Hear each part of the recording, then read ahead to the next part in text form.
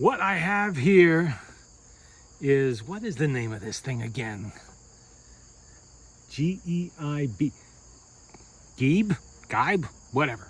Anyway, that's just the name they stuck on what is a pretty generic type of phonograph for the late 1920s into the 1930s, even the 40s. This has a General Industries marked motor, a Majestic motor, which is actually really clean in there, surprisingly, because I haven't touched this at all mechanically.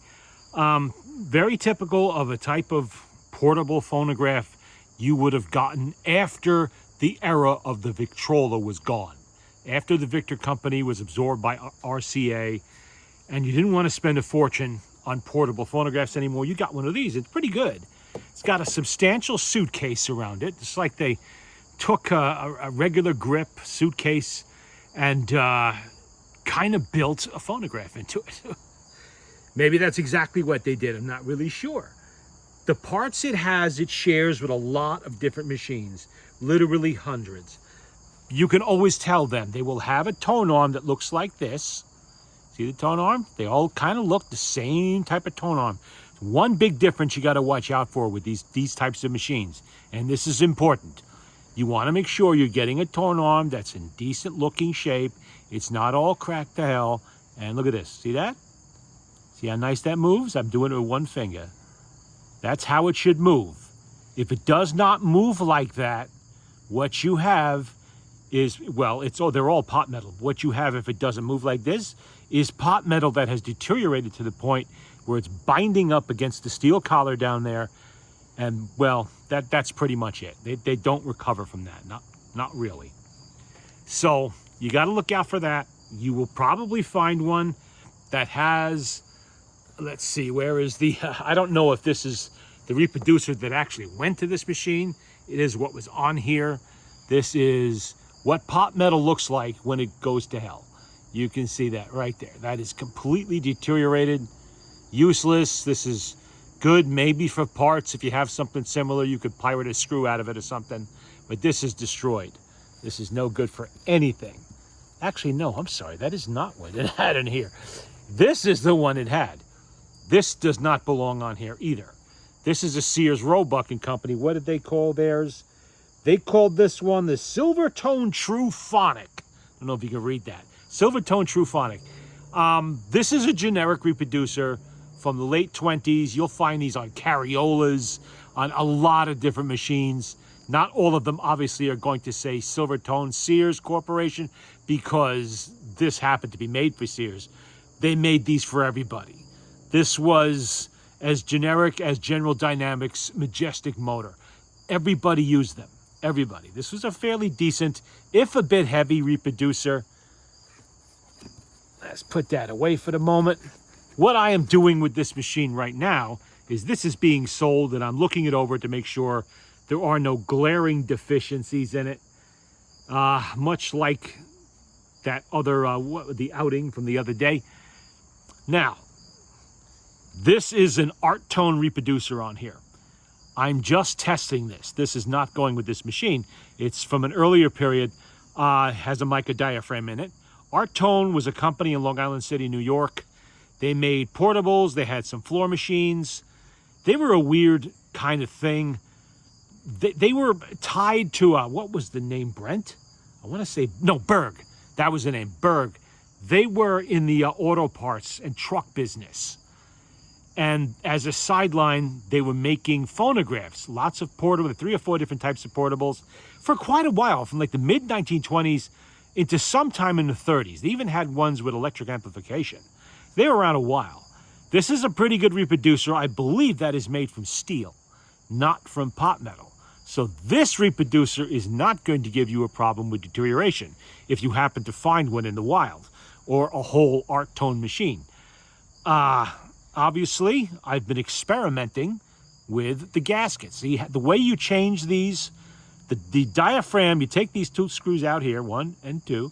The diaphragm comes right out the front after you've very carefully removed whatever is left of the old tube gasket. Uses the same gasket material as the Exhibition, or at least that's what this one was using.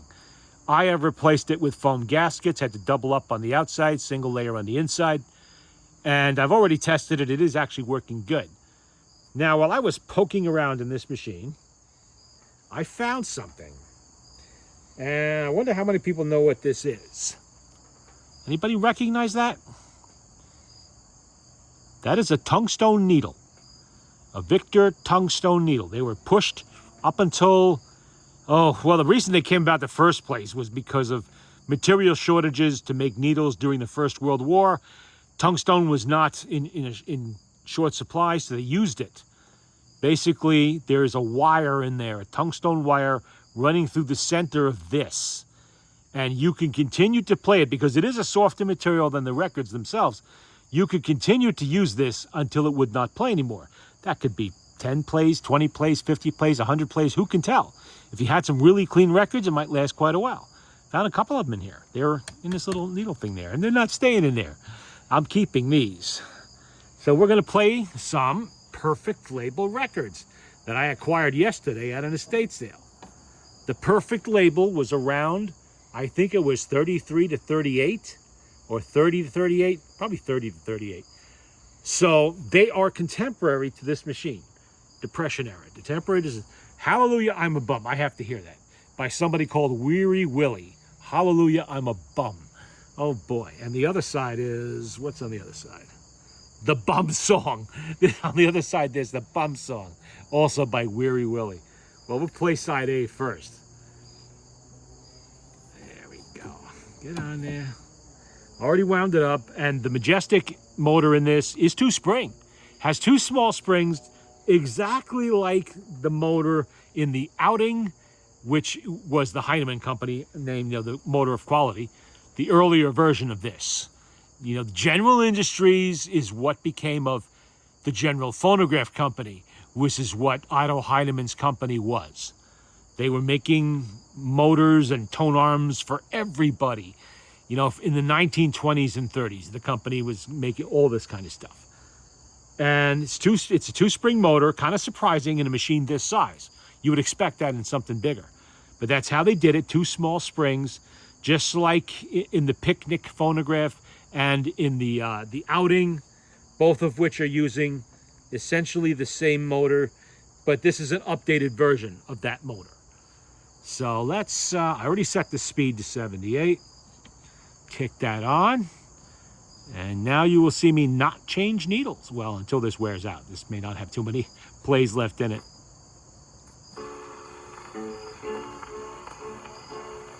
When springtime does come, oh, won't we have fun? We'll throw up our jobs and we'll go on the bum. Hallelujah, I'm a bum. Hallelujah, bum again. Hallelujah, give us a handout to revive us again. Oh, the springtime has came, and I'm just out of jail, without any money, without any bail. Hallelujah, I'm a bum. Hallelujah, bum again. Hallelujah, give us a handout to revive us again.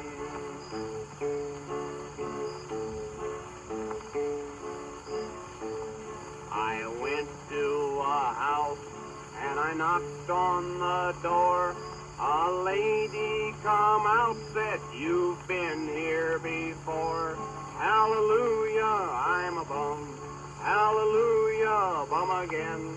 Hallelujah, give us a handout to revive us again. I went to a house and I asked for some bread. A lady come out, said the baker is dead. Hallelujah, I'm a bum. Hallelujah, bum again. Hallelujah, give us a handout to revive us again.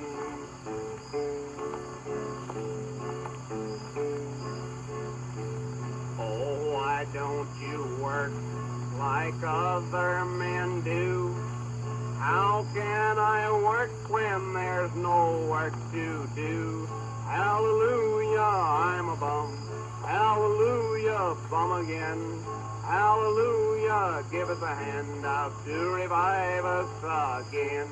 Oh, I love my boss, and my boss loves me, and that is the reason I am so hungry. Hallelujah, I'm a bum. Hallelujah, bum again. Hallelujah, give us a hand out to revive us again.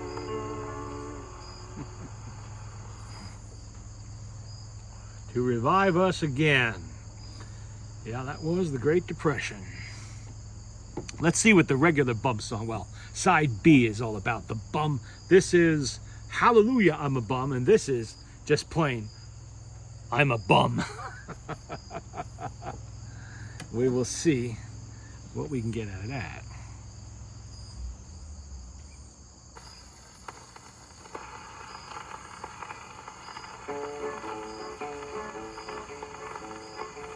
Come all you jolly jokers, and listen while I hum a story I'll relate to you of the great American bum. From the east to west, the north to south, like a swarm of bees they come. They sleep in the dirt and wear a shirt that's dirty and full of crumbs. Oh, it's early in the morning, ere the dew is off the ground. The bum arises from his nest and gazes all around. From the boxcar and the haystack, he gazes everywhere. He never turns back upon his tracks until he gets the square. I've beat my way from Frisco Bay to the rock-bound coast of Maine, to Canada and Mexico, then wandered back again. I've met town clowns and harness bulls as tough as a cop could be, and I've been in every calaboose in this land of liberty. I've chopped the spruce and worked the sluice and taken a turn at the plow. I've searched for gold in the rain and cold and worked on a river scow. I've dug the clam and built the dam and packed the elusive prune. But my troubles fail when I hit the trail a packing my old Maloon. Oh, stand me in the railroad yards waiting for a train, waiting for a westbound freight, but think it's all in vain. Going east, they're loaded. Going west, sealed tight. I think we'll have to get aboard the Fast Express tonight. Oh, lady, would you be kind enough to give me something to eat? A piece of bread and butter and a 10-foot slice of meat. A piece of pie or custard to tickle my appetite. For really I'm so hungry I don't know where to sleep tonight. Oh, sleeping against the station, tra-la-la-la-la-lation, that's our recommendation. Hurrah, hurry, hurrum, for we are three bums, three jolly old bums. We live like royal Turks. We have good luck in bumming our chuck, and we never bother the work. I met the man the other day I never had met before. He asked me if I wanted a job, shovel and iron ore. I asked him what the wages were, and he said 10 cents a ton. I said, old fella, go chase yourself. I'd rather be on the bum. Oh, sleeping in the pogies. Okie, okie, okie. Smoking snipes and stogies. Hurrah, hurry, hurrum. For we are three bums, three jolly old bums. We live like royal Turks. We have good luck in bumming our chuck. God bless the man that works.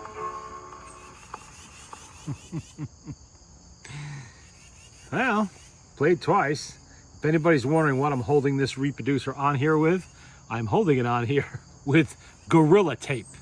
Gorilla Tape is like duct tape on steroids. I mean, it's tough stuff. Really is. All right, what else we got? We got another perfect record here. I think I got 6 or 7 perfect records that came from this lot. Fascinating Rhythm by Cliff Edwards. Ukulele and voice on one side, and then we have I'll Take Her Back If She Wants to Come Back. Cliff Edwards, Ukulele Ike. They called him Ukulele Ike. Okay. Apparently he was good at playing the ukulele. And I am satisfied with this reproducer because kind of didn't think that was going to work, but it did. I should. And did you notice?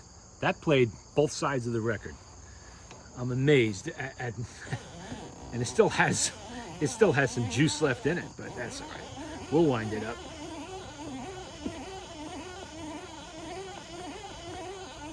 If you notice it's playing a little low, That's because just like the steel needles, tungstone needles come in low tone and loud tone.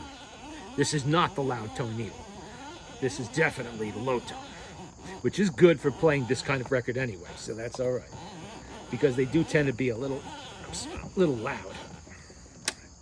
It can go a little further, but that's all right. I'm losing my grip here.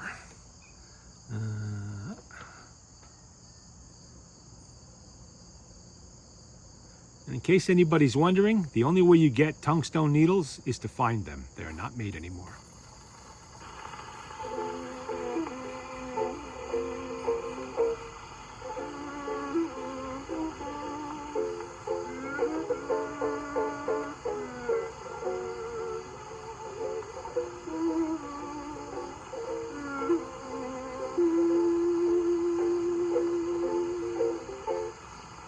Somebody met her, somebody liked her, somebody stole her away.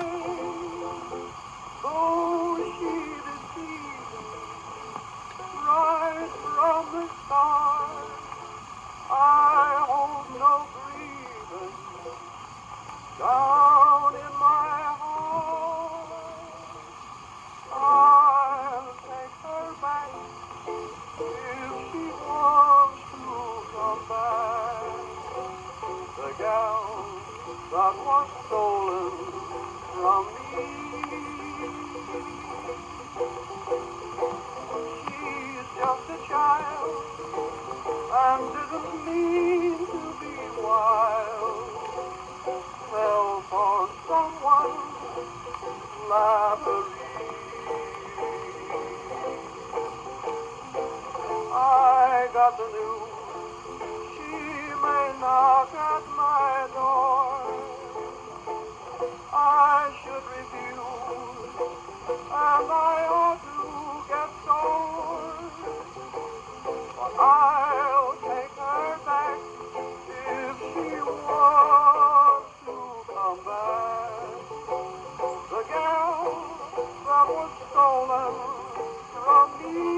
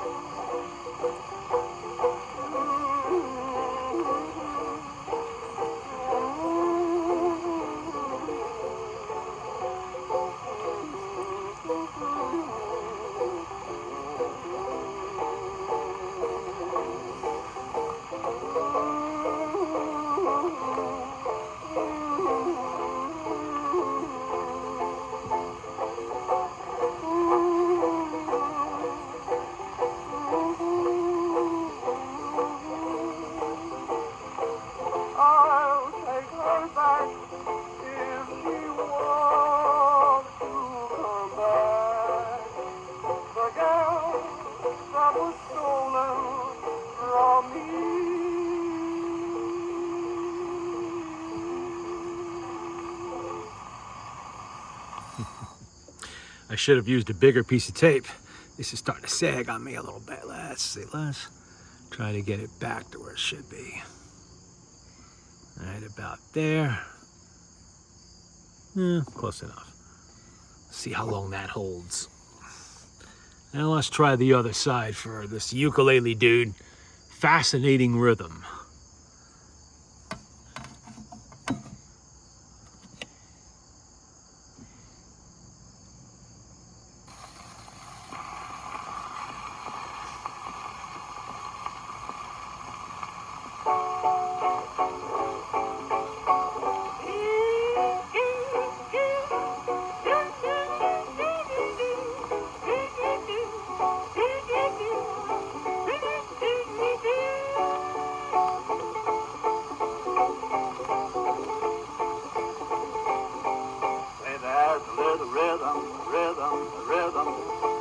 Pass through my brain that I'm persistent, the day is distant, when it will drive me insane.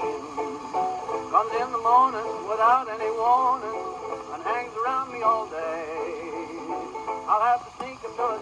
Someday I'll speak up to it. I hope it listens when I say, fascinating rhythm, you got me on the go. Fascinating rhythm, I'm all a quiver. What a mess you're making, the neighbors want to know why I'm always shaking just like a flivver. Each morning I get up with the sun, start a hopping, never stopping, to find at night no work has been done. I know that once it didn't matter, but now you're doing wrong when you start to patter. I'm so unhappy. Won't you take a day off, decide to run along somewhere far away off and make it snappy? Oh, how long to be the man I used to be? Fascinating rhythm, you gotta stop picking on me.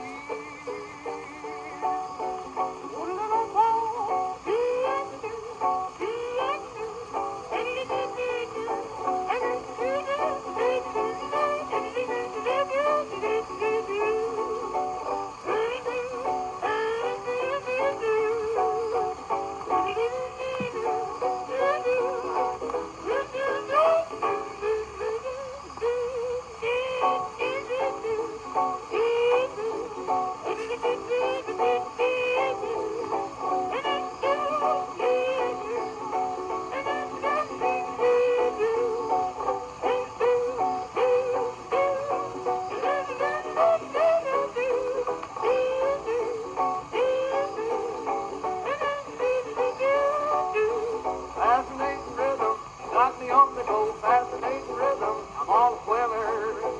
What a mess you're making, the neighbors want to know why I'm always shaking like a flivver.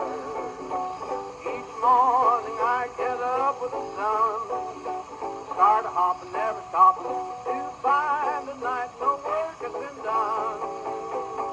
I know that once it didn't matter, but now you're doing wrong when you start to patter. I'm so unhappy. Won't you take a day off, decide to run along somewhere far away off and make it snappy?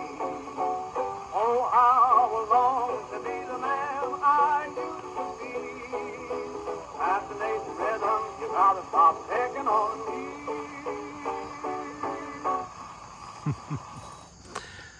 Fascinating rhythm. Let's see what else we got in the pile here that doesn't involve ukuleles. Not that I have anything against the ukulele, but I kind of always associated that more with the 1920s than I did the 1930s, but I guess they didn't just throw the instruments out. Lannon Roseland Orchestra, I See You in My Dreams, and Albany Bound. Ah, Albany Bound. I know where Albany is. I mean, it's in this state. Okay.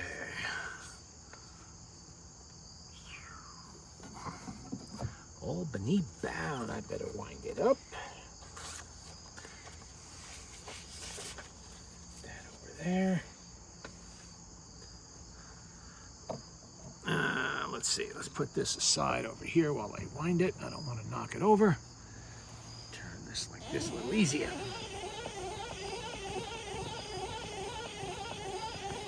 And by the way, this uses a non-return spring, not a pull. There's no click, click, click, click, click, click, click, click, click, click. You see, they did improve the motors. As time went on, they modernized them. And one of the big steps forward was the non-return spring, just like HMB used in their portables. So a lot less, you still hear that whiny noise, but you don't hear all that clicking and clattering.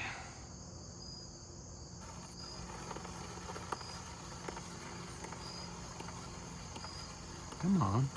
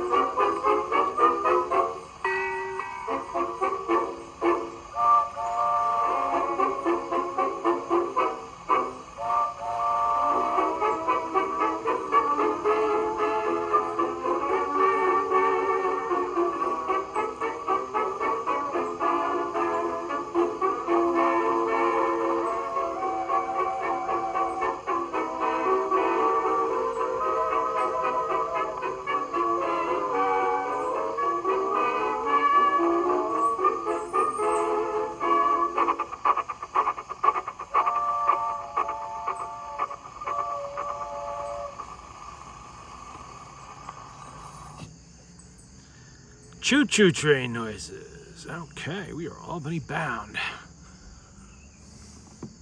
And on the other side of this one, we have... I'll see you in my dreams.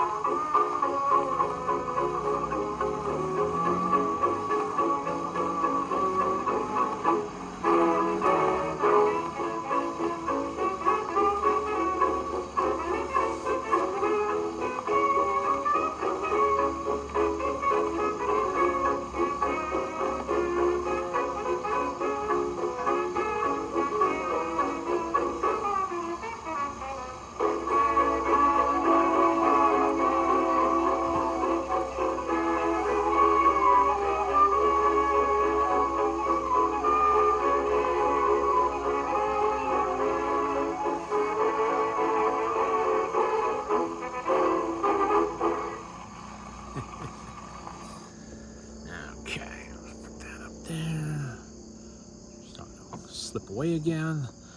I should have used bigger tape. Okay. Now the next one I have is a Columbia, Paul Whiteman, and this is what is referred to as the potato head versions. These were from the 19th. This one in particular is from 1930. Paul Whiteman.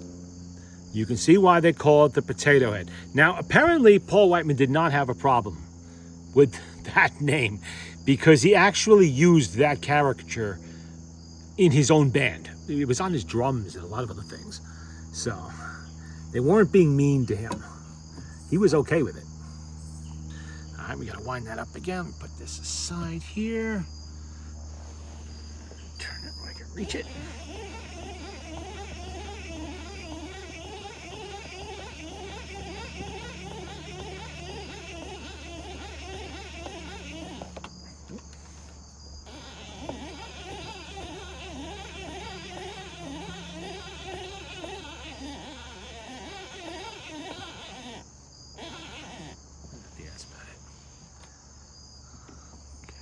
Ooh, helps if I turn it on, doesn't it?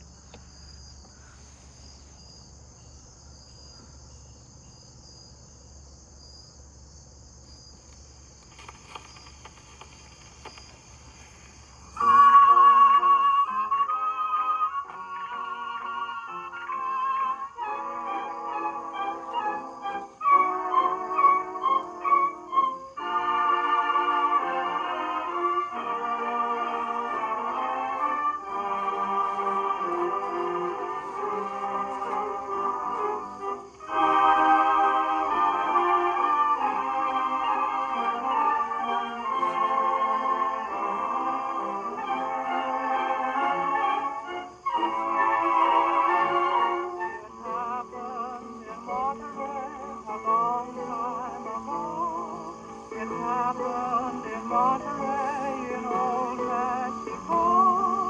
Stars and steel guitars and luscious lips and red and wine. Show somebody's scars when I'm afraid that it was mine. It happened in Monterey without thinking twice.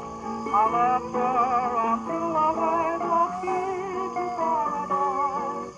I sweetheart, long for the sweetheart that I left in old Monterey.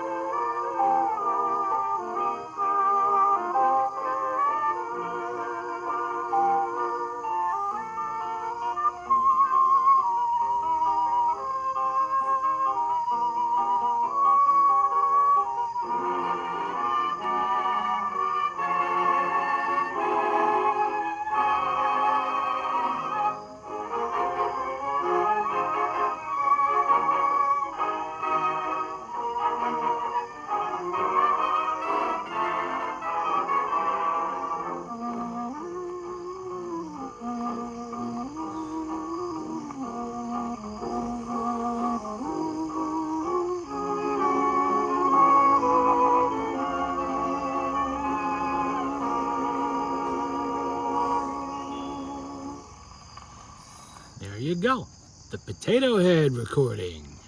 Well, all of these records on the Columbia label with that label on them were referred to as the Potato Head label.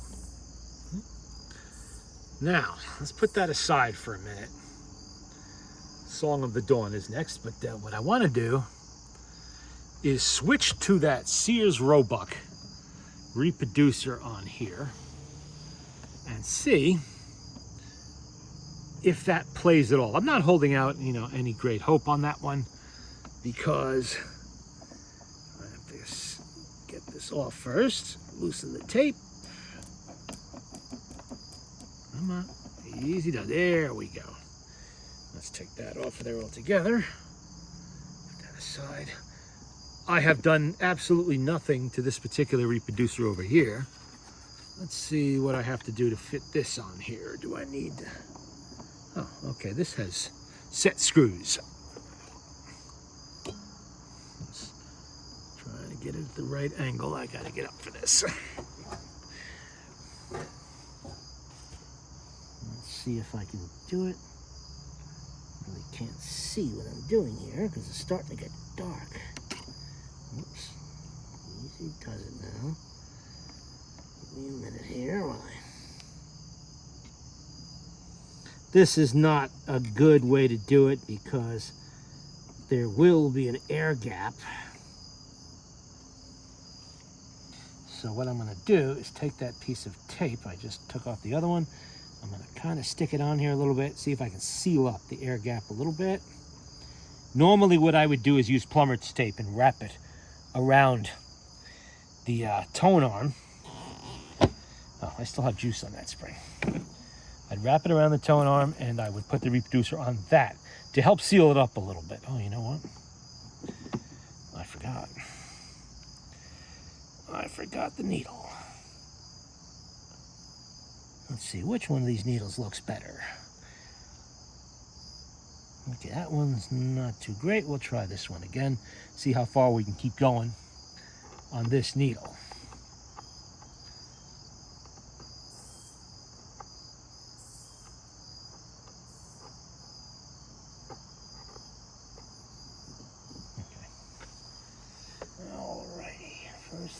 see how big is that. No, that actually looks pretty good. Let me make sure she's not going to hit with such a short needle. Doesn't look like it will. Make sure that's not turning. It's not. It's locked on there pretty good. Okay.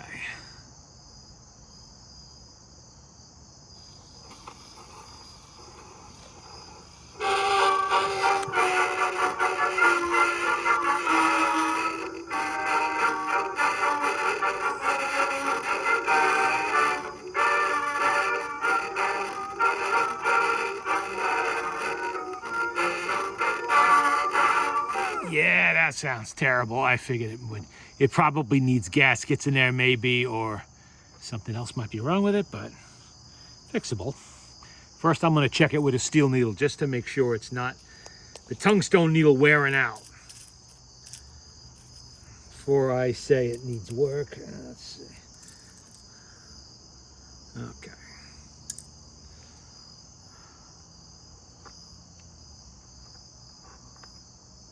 Boy, those needles really go down deep in that well, don't they? But they're supposed to.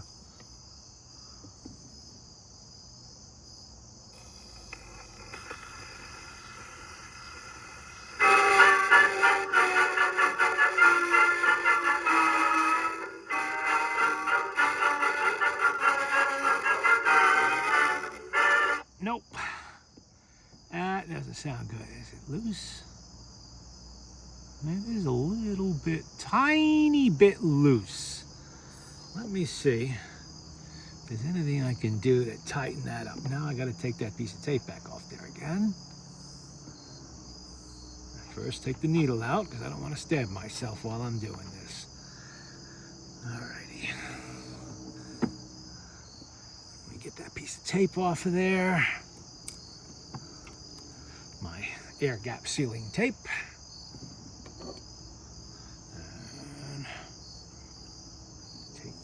Reproducer back off.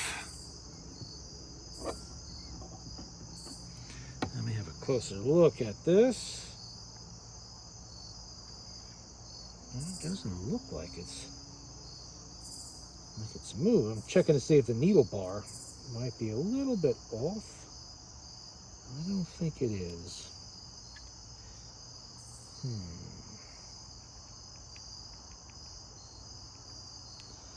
No.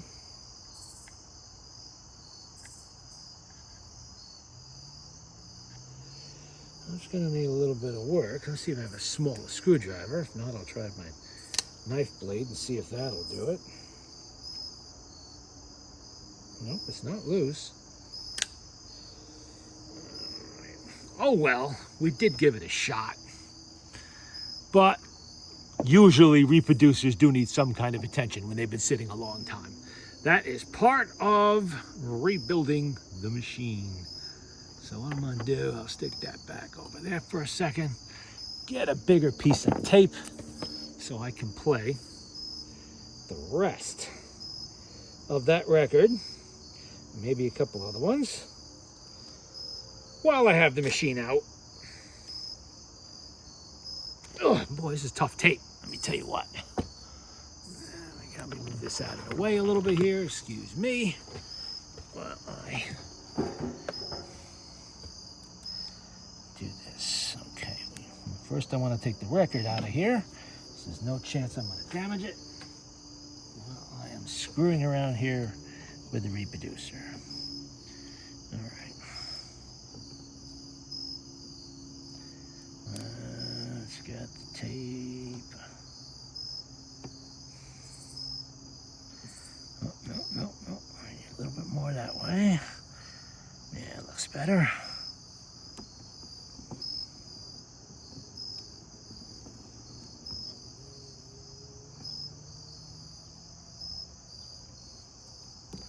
There. Give her 2 or 3 wraps that time. That's better. All right. Let's go back to our tungstone needles here. Pick one that looks like it's got something left of its tip. Okay.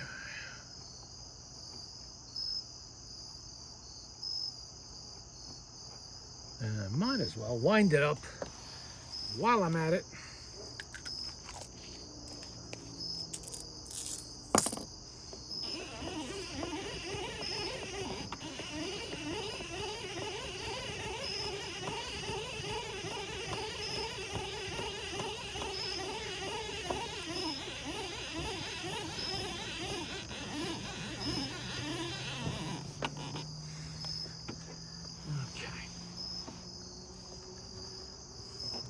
What do I do with the record? Oh, there it is. Starting to get a little dark now. Hasn't really gotten cooler out here though. Still feels like it's 80 degrees.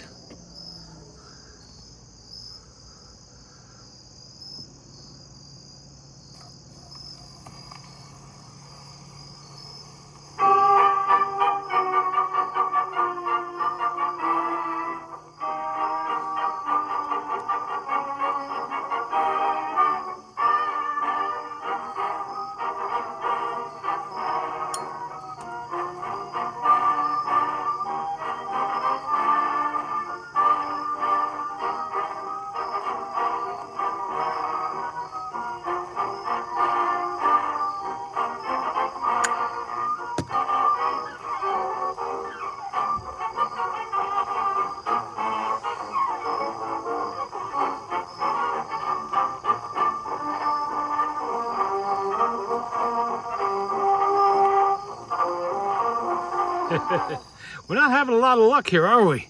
I think we have used up what was left in that tungstone needle. It wasn't much, I could tell that. That's why it was in a little bin there.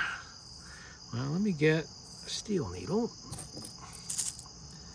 Put the steel needle on there.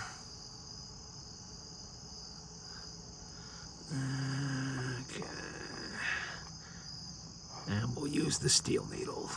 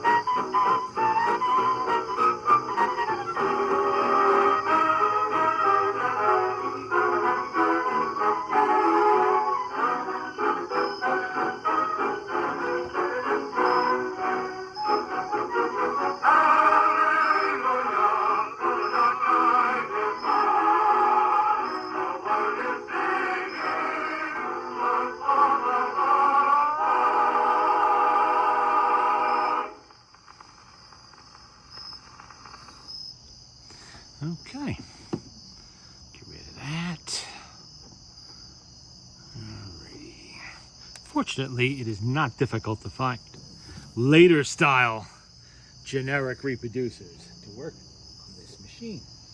Let's see what we got here. Nobody knows what a redhead mama can do. Cliff Edwards. Oh, Ukulele Ike again. Ukulele, I don't really feel like listening to the ukulele songs. Let's see what else we got kicking around here. Let's put Paul Whiteman away before something happens to him. Don't want that.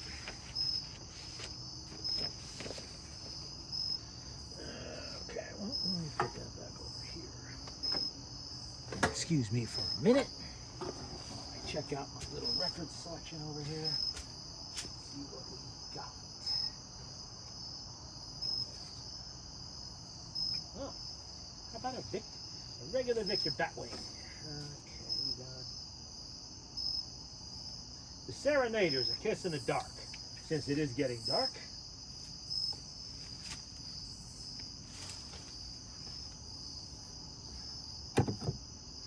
And we do need an eagle. And do not stick me. Gonna have to get a flashlight out here pretty soon, or a lantern, one or the other. You can tell we're getting closer and closer to the end of summer. Well, we are at the end of summer, even if it is warm.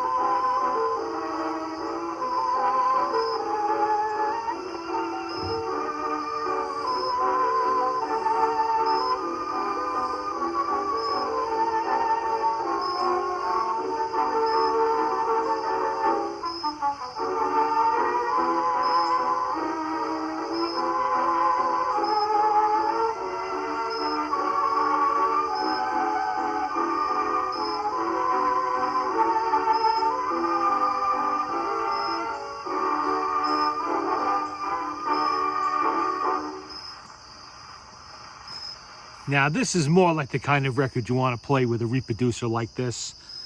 This has a diaphragm in it. Well, actually, it is using an exhibition diaphragm. And the exhibition was not really meant to play high-fidelity records like the ones I was playing. So, it's actually working a lot better with this type of record. What's on the other side? The Waltz is Made for Love, The Serenaders, from the musical comedy The Yankee Princess. Okay. Introducing Roses, Lovely Roses. All right. We'll find out what that is. I don't know. And I guess I'm going to have to wind it up because I know I didn't do that before.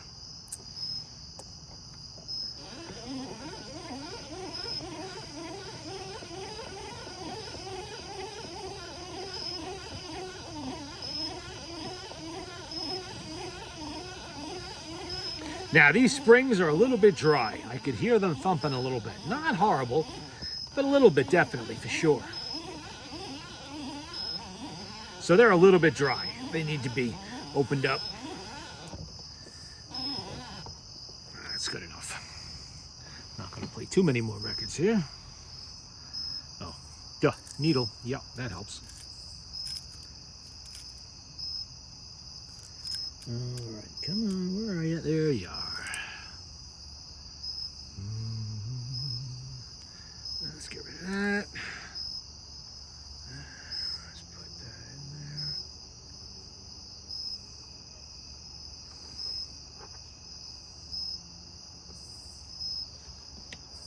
Okay. Kind of doing this by feel now. I know the camera doesn't show it, but it is getting kind of dark.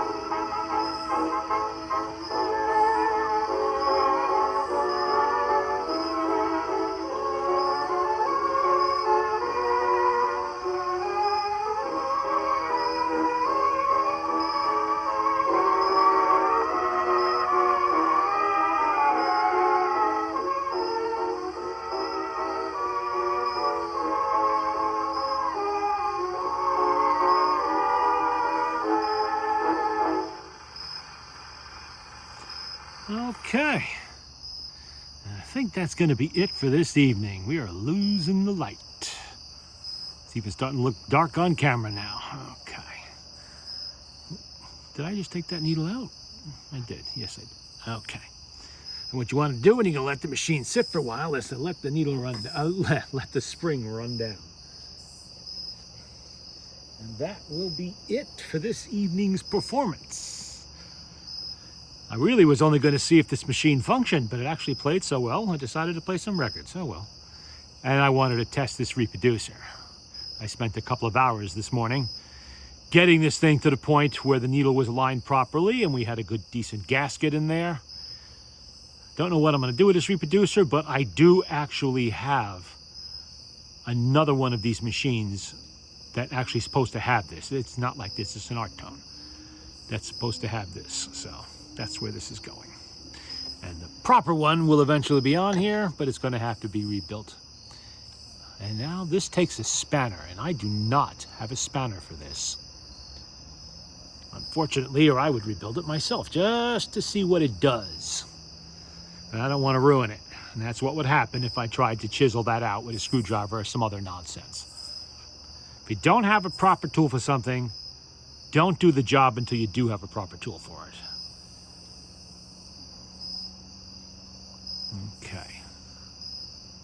And that will be it for this evening.